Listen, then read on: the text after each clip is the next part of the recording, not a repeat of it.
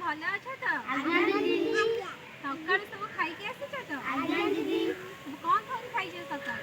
Biscuit, Maggi, pasta. ଠିକ୍ ଅଛି, ତାହେଲେ ଆମେ ଭଲ ଭାବରେ ବସିକି ପଢ଼ିବା ହେଲା। ଆଜି ମୁଁ ଗୋଟେ ଗୀତ ମାଧ୍ୟମରେ ଟୁନା ଟୁଇଁ ଗପ କହିବି ହେଲା।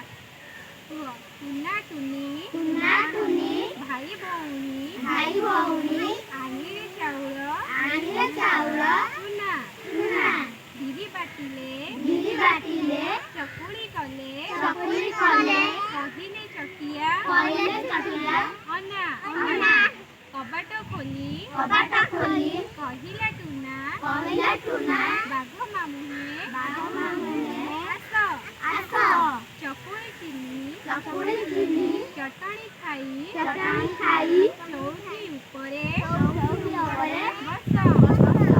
ଚୌକି ହେଲା ଖଟ୍ ବାଘ ମାମୁଁ ଛଟପଟ ହେଲା। ସବୁ ବୁଝିପାରିଲ? ମୁଁ ବି ମୋ ମାମୁଁ ଏମିତି ଭିଡ଼ିଓ କରୁଥିଲି।